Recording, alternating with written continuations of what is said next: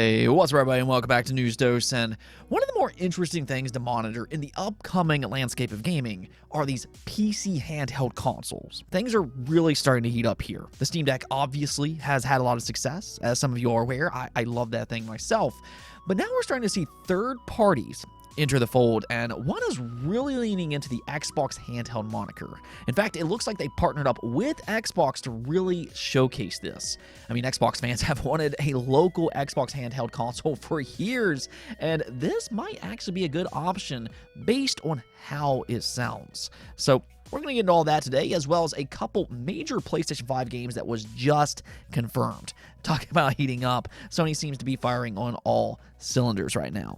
As usual, though, before we get started, do hit those buttons below. It helps channel a ton. But, yeah, other than that, let's just go and get right into it. Starting off with Dead Island 2. After years of waiting, delays, and speculation of its cancellation, Dead Island 2 did finally release last week, and well, it actually seems like Deep Silver made the correct decision to keep it alive, or, well, we can call it undead in this case. It's already been met with a lot of success as it sold 1 million units in just 3 single days. Now, this is actually faster than the original sold, as that game took a week to sell 1 million units, and then eventually it reached 5 million units lifetime. So Dead Island 2, despite its troubled development, it's tracking well. Now, we'll see what kind of legs it has in the long run, but reviews seem pretty solid as well, with most critics describing it as a fun overall game. No, it's not necessarily perfect or a masterpiece per se, nor do I think that was necessarily expected, but most importantly, it is still fun nonetheless. And I think with that, Deep Silver and fans of the Dead Island series has a lot to be happy about. I mean, going from a very real question of whether or not this game will ever release in the first place, to now it being a big success. You know, it's been a wild ride, but it does seem like it stuck its landing, all things considered. Now we can kind of speculate on Dead Island 3 and whether or not it will release by the time of 2034.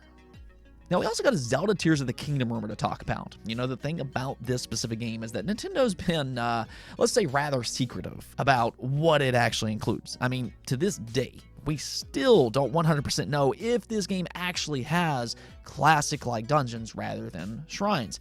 I mean, that's a huge question. Now, to be fair, it seems like its recent trailer did kind of hint at maybe classic-like dungeons. I'm still crossing my fingers that it does. But the good news, and what I want to talk about here, is that previews are expected to drop tomorrow on April 26th. This leaked over on Reddit, where somebody may have broken its embargo. They did later on take it down, but you all know how this works. Once it's internet, it's kind of hard to scrub after that, and now here we are talking about it. This has also since been confirmed by Tom Henderson, which has proven to be more than reliable, which is actually why we're talking about it today. So by all indications, it does sound like those Zelda previews will drop tomorrow. Again, this game has kind of been drip-fed to us up to this point, but with some hands-on previews, hopefully some more detailed information will come out and answer any remaining questions that we have left. This, however, does kind of depend on what Nintendo actually includes in these previews, though. They could just restrict outlets to maybe a single location and nothing more, and if that's the case, we'll likely get more information about its mechanics than anything else. I guess we'll find out soon enough, though. Speaking of previews, though, let's go and talk about that PC handheld console being the ROG Ally, which is now officially set to release on May 11th. We did talk about this console a few weeks back. It appears to be promising, it's powerful, it's got a great screen, and most importantly, it's a Windows 11 based machine. Now, the reason that that's so important is because it fills a different niche than the Steam Deck does. The Steam Deck is based on Linux and is strictly built with Steam in mind. Now, the Steam Deck does a phenomenal job at what it does. I've said this before, and I'll say it again. I sometimes find myself obsessed with what it's actually capable of. But at the same time, the one downside is its lack of PC Game Pass. To me, that is a big part of PC gaming because of how good of a deal it is. And it's unfortunate that it can't run on a Steam Deck out of the box. Now, that's not necessarily Valve's fault. They did offer to help Microsoft come up with a solution, but unfortunately, PC Game Pass doesn't support Linux. Now, to be fair, you can install Windows on the Steam Deck. You can dual boot it if you decide, but it is a less than optimal experience, especially out of the box. Even Microsoft themselves have internally admitted to that, as employees pitched a handheld console Windows 11 mode last year, which would fix these particular issues. Unfortunately, however, sounds like that was not greenlit. So This kind of takes us back to the upcoming ROG Ally. This is a more than promising Windows-based PC handheld built by Asus. And when we last heard about this console, they did market it as a PC Game Pass machine with its logo right next to the ROG Ally on the banner. Well, thanks to some new previews that went live today, it's more than evident now that Asus is really leaning into the Xbox handheld moniker. It is now confirmed that they did partner up with Xbox to include 3 months of Xbox Game Pass Ultimate with every purchase of the ROG Ally. And I think that's an incredibly smart decision for both Xbox and Asus. I really feel like Microsoft needs to capitalize on this market, and I think it also helps differentiate the Ally from the Steam Deck, which is already proving to be quite popular itself. But if fans want that local Game Pass experience, not through the cloud or anything like that, but that local Game Pass experience with new games every single month, then the ROG Ally might be a better option between the two. Windows does allow PC Game Pass games alongside any other Windows PC game, including, of course, Steam itself. Now, the problem still kind of remains, though. What about that clunky Windows 11 experience on handheld consoles like this? Well, one way that they're trying to fix that clunky Windows handheld experience is by utilizing their own software, Armory Crate. From how this is being described, it pretty much controls the entire system. It stores your entire library of games by client. It allows you to customize your controls, the system cooling, and then also it maps the analog sticks as a mouse in Windows mode, with the triggers being right-click and left-click. Now, there are more to these previews, though, that indicates that this could be a great option.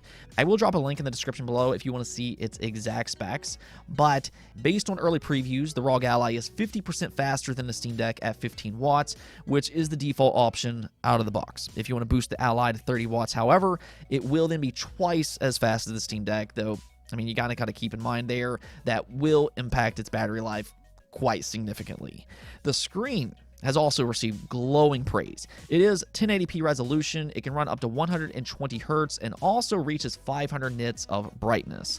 Just as an example, The Verge described it as the best viewing experience they've ever had with a handheld gaming device. So, I mean, that is high praise. I'd really say that that's kind of one of the weak points of the Steam Deck as things stand right now. The Switch OLED, as an example, does have a better screen than the Steam Deck, which is proven in less demanding games.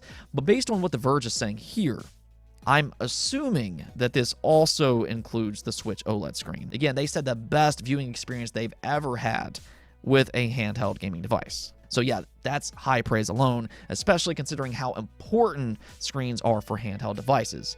Now, as for battery life, which is another important component of that handheld gaming experience, Asus right now claims that it's comparable to Steam Deck. They're not saying anything exact right now, so, I mean, I guess we'll see. But they did also note that you can replace its battery, but not with a third-party battery. It sounds like you will have to replace it with them. But, I mean, all in all, the ROG Ally legitimately does sound like a promising PC handheld. The only thing here, though, is that they've yet to announce its price. Of course, that's going to be a major factor for a lot of people, but the only thing that they're saying right now is that it will be a competitive price and that they're assuring fans that it will be less than $1,000. Now, I've seen a lot of people joke that this means that it'll come in at $999, which, I mean, technically is possible, but obviously the hope here is that this will come in at several $100s cheaper than that. One of the big reasons that the Steam Deck has been so successful is because of its affordable price tag. Even the most expensive model comes in at $650. So in an ideal world, Asus will try and stay as close to that price tag as they can. The only problem is, being a third party, they don't necessarily have the luxury of making up money by selling their own games through their storefront. So with that, it is expected that this will come in at a higher price tag, but I think $800 at most would be fair just based on how good this thing sounds. Even if the majority won't go for that price tag, there could be a niche market willing to pay more for a more premium device like this that can also play PC Game Pass games and any other Windows-based games, which of course, again, includes Steam. With all that said, though, it is important to keep in mind that all of this is based on early previews. So this is a controlled environment as of right now. So it'll be interesting to see how it fares when it actually reaches the real world. I think then we'll kind of get a better idea as to how it compares to the Steam Deck. But, you know, if anything, the ROG Ally certainly has a lot of attention on it. For the time being, though, let me know what you all think about this device in the comments below, and how much are you willing to spend if you are interested in a device like this. Moving on though, PlayStation also casually confirmed some major PlayStation 5 games. I don't think that either one of these necessarily comes as a big surprise per se, but confirmation is still always nice at the end of the day. So what's happening here is that Angie Smets, the studio director and executive producer over at Guerrilla Games, was promoted to head of development strategy at PlayStation Studios. So this is actually the second big promotion that we've seen within Guerrilla Games. They also promoted Herman Hulst not long ago, so Sony clearly thinks highly of Guerrilla Games. And I mean, you can see why. They've been a great studio since the Killzone days. They have Horizon, which was a great and successful follow-up, and they even have the Decima engine, which runs phenomenally well. So yeah, big congrats on her promotion. But in the public letter sent out about her promotion, written up by Guerrilla Studios management, right at the end, said this: "We have full confidence in our leadership as they steer Guerrilla towards a bright future, expanding the world of Horizon with Aloy's next adventure and our exciting online project. The technical director will be focusing on the future technology and strategy for the Decima engine." So yeah, there you go. 2 new Horizon games have now officially been confirmed. I mean, if you've played through Horizon Forbidden West, they do hint at a sequel. I wouldn't even so much call it a hint. They really just flat out smack you in the face with it. But with its recent expansion, maybe some thought that it would end there. However, that's not the case. Horizon is now expected to be a full-blown trilogy, and I, for one, am very happy about that. I know some people were maybe hoping they'd go back and make a new Killzone game, and I do like that franchise as well. That was actually one of the main reasons that I bought into the PlayStation 3 years and years ago. But the Horizon franchise, in my opinion, is a great series. Its world is absolutely stunning. It does have one of the more unique settings. The combat is fun, much improved with the sequel as well. And once the story gets rolling, again, with the sequel, I thought it was really good. The series has also been very successful for Sony as well, so yeah, it's not a major shock to see that they are investing more into this franchise. Horizon 3 is now on the way, though do kind of keep in mind this will likely be 4 to 5 years before we play it ourselves. Horizon Forbidden West released about 5 years after Horizon Zero Dawn's launch. That game launched back in 2017. Forbidden West launched in 2022. So if we see a similar timeline here, we're probably looking at around 2027. As for them confirming this online Horizon game, however, this was a little bit more surprising that they just so casually talked about it this way, because they've yet to fully reveal this game to the public. We have talked about it before through leaks and different job listings, but more or less, it is a stylized MMO based on the Horizon world, and it's being developed by supposedly NCSoft. Now, this is probably much closer to releasing. We might get a reveal in this one maybe sooner rather than later. But one thing is very clear, Sony has a lot planned for the Horizon IP. They also have a show in development, and there's even rumors of a Horizon Zero Dawn remake of sorts. Now, we'll see if that ends up being true, but Sony definitely seems to be pitting this as a pillar franchise for modern PlayStation. Now, one last thing I want to briefly touch up on here, and this is more so to just kind of spread caution, but Star Wars Jedi Survivor has now leaked out a little bit early. Some fans have been boasting that they received a physical copy a tad early, and this has actually prompted a response directly from EA. They simply said, "No spoilers. We're beyond excited for everyone to experience Star Wars Jedi Survivor this week. We ask that you please be mindful of others and avoid posting or sharing spoilers. And remember, BD is watching."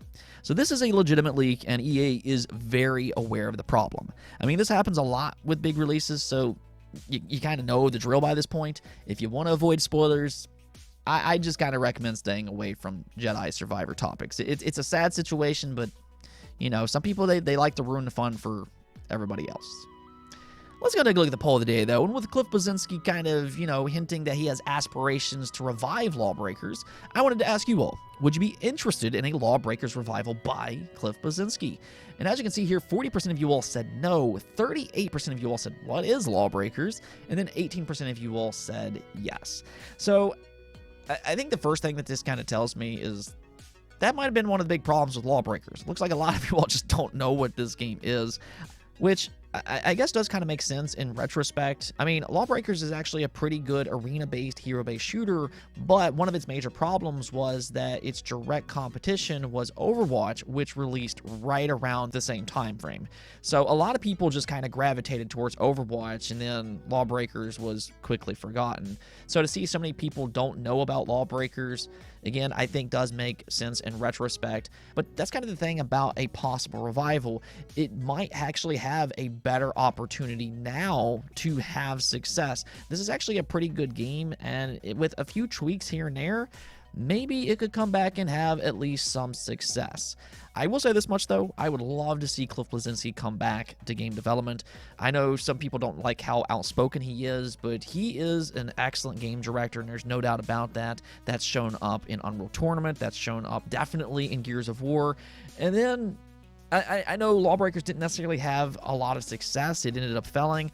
But in terms of gameplay, it's a good, solid game. So I would like to see him, come back to game development and try just one more time.